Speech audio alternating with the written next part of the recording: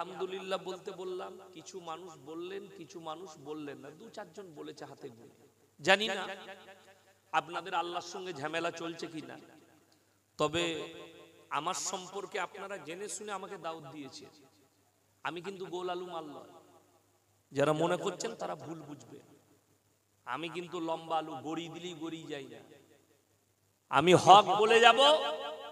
যদি মনে হয় হুজুর এই বায়ান করতে পাবেন না, আমার গাড়ি দাঁড়িয়ে আছে, নামবো, পালিয়ে যাবো, তুমি বুঝে লাও। তোমার কথা আমি বলতে আসিনি। তোমার মতো ইসলাম চলে না, আর তোমার মতে দিন পরিচালিত হয় না।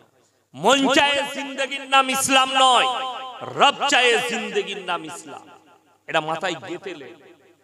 আর আল্লাহর কসম করে বলছি, আমার মৃত্যুকাল পর্যন্ত আমি কারো বাপের বেটার বাঁয়ে বড়ানো বক্তা নয়, যে তুমি যেটা বলবে সেটা বলতে হবে, আর যেটা নিষেধ করবে বলবে না। আমি হারামটাকে হারাম বলবো, হালালটাকে হালাল বলবো। তোমার গায়ে লাগবে না, কোথায় লাগবে আমি জানি না। লজ্জার বিষয়, দরুদ পাঠ করতে পারছেন না। তুমি যখন আলহামদুলিল্লাহ পড়বে না, তো তোমার উপরে অত্যাচার হবে না, তা কার উপরে হবে? তুমি যখন নবীজির নাম শুনে দরুদ পাঠ করতে পারবে না, তো তোমার উপরে গজব নাজিল হবে না, তা কার উপরে হবে? কোন জাতির উপরে? ওই জন্যই তো আমি বলি, শুনেন, এখনো বয়ান শুরু করি নাই আমি খালি এই যে আপনারা বলুন, এই যে পেছনে যারা দাঁড়িয়ে আছো, জলসা শুনতে এসছেন, আমাকে দেখতে এসছেন, যদি জলসা শোনার হয় বসুন, নাইলে এখান থেকে আউট। ভেতরে বসতে হবে, নাইলে ওখান থেকে সরে যেতে হবে। ওই চেয়ারে কে বসে আছে এখানে? বৃদ্ধ বাবাজিরা বসে যাও। যদি বসার হয় বসুন, নাইলে এখান থেকে পালান। আমি ড্যান্স দেখাতে আসিনি এখানে, আমি কোরআন হাদিস পড়তে এসেছি। মেলা বসাইছে, মেলায় যাও, হারাম কাজ করো গা, মেয়েরা ঘুরছে, গায়ে ঠেস দাও গা। পাগলামির একটা সীমা থাকে। আমি ওই জন্য 24 পরগনা এদিকে দাওয়াত দিতে চাই না। মুর্শিদাবাদে জলসা খুব আরাম, মাগরিবের পরে আপনি 20,000 শ্রোতা পাবেন মুর্শিদাবাদে। মালদায় জলসা আছে আমার পরশু, জানেন কত শ্রোতা থাকবে? মাগরিবের পরে 10,000 শ্রোতা থাকবে। আর কষ্টের বিষয়, মেলায় ঘুরছে, নাহলে ঘরে শুয়ে আছে। আমি কেউকে ডেকে বক্তব্য দিই না, আপনারা মনে করবেন না যে এই কোটি লোক আছে হুজুর বক্তব্য দিবে না। আমি কসম খেয়ে বলছি, 4টা লোক থাকলে আমি যা বয়ান করব সেইটাই করে যাব। কে শুনলো আমার দরকার নাই। ভর্তি গোয়ালের থেকে শূন্য গোয়াল ভালো, জানেন না? এটা শূন্য গোয়াল অনেক ভালো। 2টো লোক আমার বয়ান শুনুক, কিন্তু মন ভরে যেন মজমাই বসে শুনে। ওই দাঁড়িয়ে ড্যান্স দেখতে আসে না। আমি ড্যান্স করা বক্তা নয়, এটা মাথায় রাখবে। সবাই একবার জোরে বলুন সাল্লাল্লাহু আলাইহি ওয়াসাল্লাম। এই দরুদটার মানে হচ্ছে, ওগো আল্লাহ, তুমি রাসূলের উপরে রহমত বর্ষিত করো। জোরে বলুন সুবহানাল্লাহ। চলুন এরপরে সবাই একবার মহব্বতের সঙ্গে নবীজির উপরে দরুদ পাঠ করি। আল্লাহুম্মা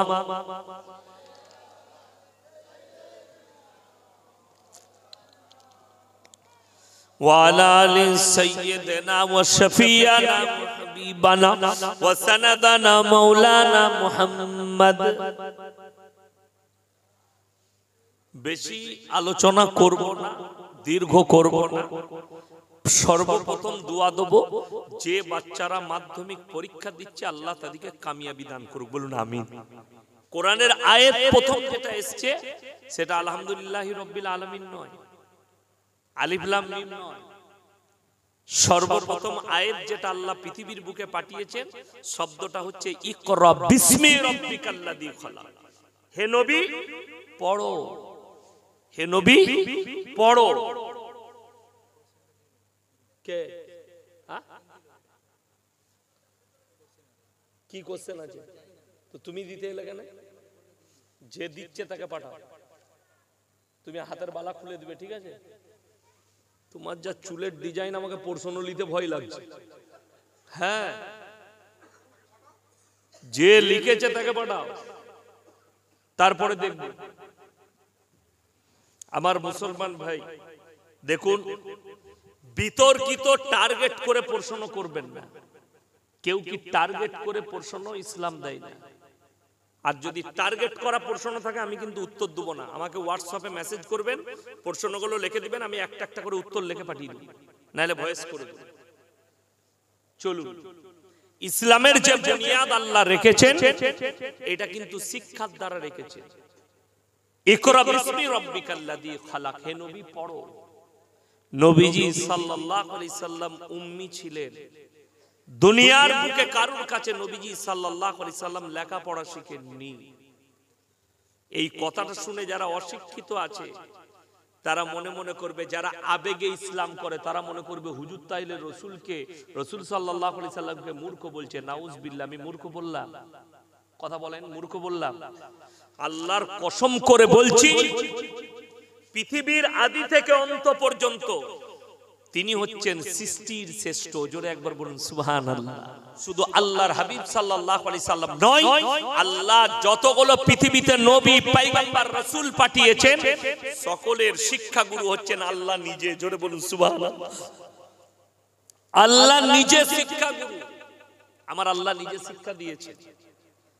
আল্লাহর কসম করে বলছি, যে লোকটা পৃথিবীর কোথাও শিক্ষা অর্জন করলো না, যে লোকটা পৃথিবীর কারোর কাছে শিক্ষা নিল না, আল্লাহর কসম গোটা পৃথিবীর শিক্ষিতরা আজও পর্যন্ত তিনার জন্য কলম ধরে আছে। জোরে বলুন সুবহানাল্লাহ।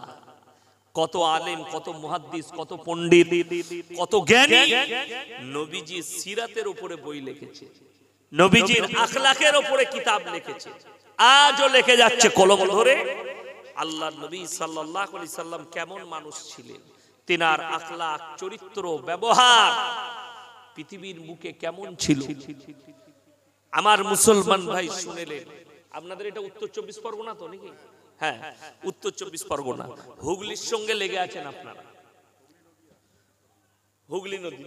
হ্যাঁ, তিনটে, হুগলি, নদিয়া, 24 পরগনা, তিনটে জেলা মিশে আছে। আর হুগলির ডিস্ট্রিক্ট আমার বর্ধমানের সঙ্গে মিশে আছে। কি বুঝলেন? টাচ। চলুন আপনাকে বলে দিই, কলকাতা আপনাদের বাড়ি থেকে কাছে, কাছে নয়, অনেক কাছে। আমার বাড়ি থেকে কিন্তু অনেক দূর। কলকাতা 140 কিলোমিটার রাস্তা আমার বাড়ি থেকে। এখানে এলাম, আমার বাড়ি থেকে 146 কিলোমিটার রাস্তা। আমার ভাই খুব সূক্ষ্মভাবে বুঝবেন, আমি সূক্ষ্মভাবে বুঝাতে এসেছি। আপনারা মনে করেন না যে হুজুর সুর করে বক্তব্য দেন। আমি সুর দিতে জানি, কিন্তু আজকে সমাজ শেষ হয়েছে এই সুর করে বক্তব্য দিতে গিয়ে। সুরে জলসা শেষ হয়ে গেল। বুঝলি কি হুজুর? বুঝিনি কিছু, দে জলসা শেষ। সমাজের কি লাভ হলো? ও খালি হুজুরের সুর শুনতে এলো, নামাজও বুঝেনি, রোজাও বুঝেনি, হারামও বুঝেনি, হালালও বুঝেনি। এই যদি সুদের বায়ান করি, সকালবেলায় চায়ের দোকানে সুদখোররা আমাকে গাল দিবে, বলবে বাজে হুজুর এনে লিবে। ওই সুদখোর মাল কটা গাল দিবে, দিবে না? দিবে না? আমার বয়ে গেল, তুমি গাল দিলেন না। তুমি গালি দিলে কখনো হালাল হবে না। আর তুমি আমার কলার ধরলেও খুদার কসম করে বলে যাচ্ছে হালাল হবে না। তুমি মনে করেছো গ্রামের মানুষ চাঁদা দিয়ে টাকা তুলে প্যান্ডেল করে, লাইটিং করে, ইয়াসিন সাহেবকে দাওয়াত দেবো, হুজুরদিকে দাওয়াত দেবো, তারা এসে দোয়া করে দিবে আমি সুদ খেলেও জান্নাতে যাব। তুমি লাথি আর জুতো খাবে, কিয়ামতের দিনে তোকে আমি চিনবো না। এটা মাথায় রেখে দিবে। যারা সুদ খায় মায়ের সঙ্গে জিনা করার সমান পাপ করে 1 টাকা সুদ খেলে। এমনকি শুনেলেন একটা কিতাবের মধ্যে এসেছে, কেউ কি যদি আপনি টাকা ধার দেন, টাকা ধার দিয়েছেন, দেন না? দেন না? টাকা ধার, বন্ধুকে টাকা ধার দিয়েছে, কত? 5000 টাকা। সে বেচারা ডাক্তার দেখাবে, বিপদে পড়েছে, টাকা নেই, এলে 5000 নিয়ে যায়।